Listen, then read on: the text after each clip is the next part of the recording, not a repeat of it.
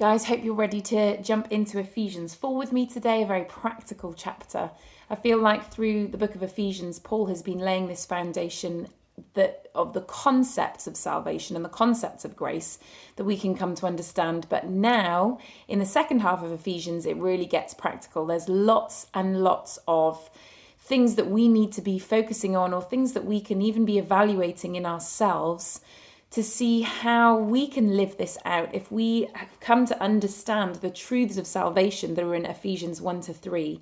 Then Paul now begins to show this is what it should look like in your daily lives. These are the rhythms and the instincts that God is wanting to grow within you so you can walk this truth out in a way that honors him. So it starts by saying, I urge you to walk in a manner worthy of the calling to which you've been called.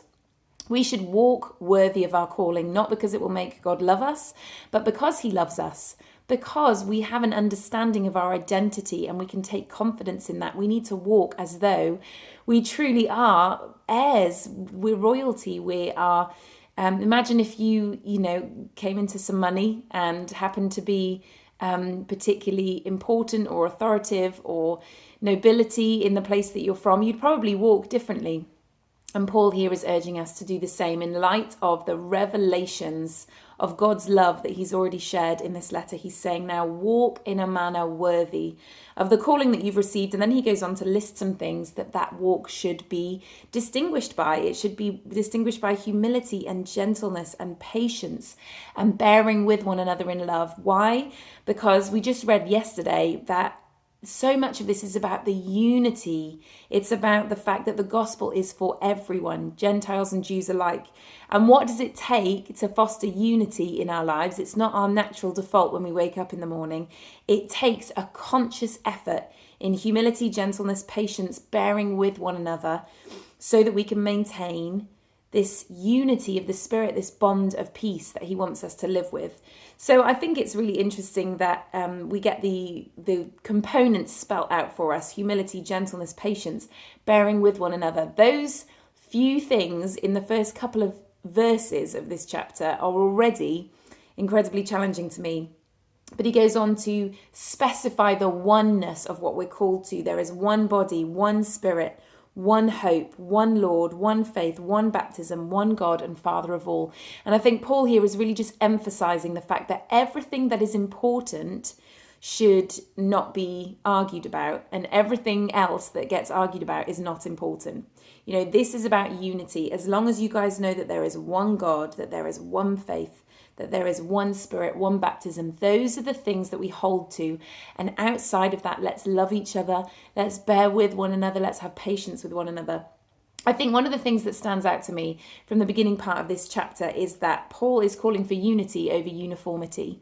And I think sometimes within the church, we crave uniformity. We want worship to be done in the way that we like. We want the word to come in the way that we appreciate. And we want everybody to receive the same thing. But the writings of the New Testament rarely dip into the kind of push for uniformity. And instead, it's a heart posture. It's not about how we do it and the way we do it. It's actually about why we do it. It's to increase our love for one another and our unity together.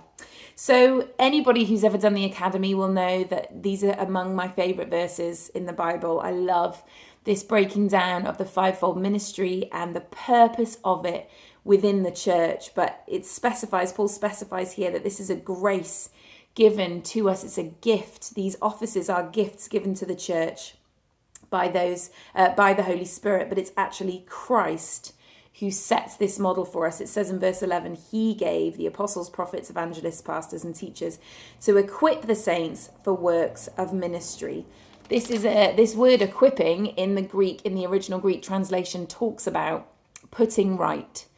So a little bit like if you've ever broken a bone and you might have to have it set properly in a cast, or it also talks about the mending of nets. It's to put something right for its true purpose. A bone is going to heal stronger and better if it's put right. That's the same word as is used here as equipping. So it's the equipping of the church, is the setting right of the church so that it can do its purpose to its best ability. And that's why these ministry areas have been gifted to us and still are gifted to us today. It's so that the church can be equipped, so that it can be made right, so that it can live out its purposes to the fullest extent possible.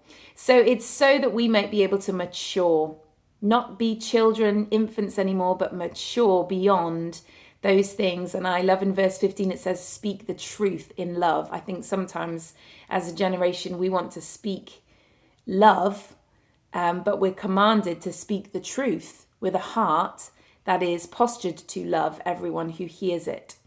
So really beautiful first half, very, very practical things that we go on to. Again, in the second half, it talks about putting off the old self, putting on the new self. The two cannot sit comfortably alongside each other. One thing has to be left so that the next thing can be picked up. And I just love my Bible in verse 19 uses the word callous.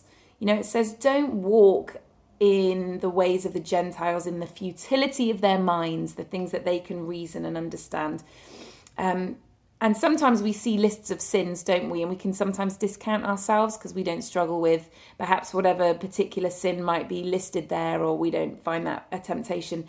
But the essential thing that Paul is telling us here is that whatever sin we fall into, it makes us callous, it makes us hardened and unfeeling. And that's the worst way to live as a Christian. So he's saying, do not allow yourself to become callous by exposure to sin or exposure to things that are not of the Spirit, because you will become unfeeling. And then finally, in the last part of Ephesians 4, a whole list of very, very practical things that I personally could take the first month of this year just examining in my own life. Is the actions of the new man. If you're putting on the new man and you're being transformed into the likeness of God in righteousness and holiness, then here are some things you should have.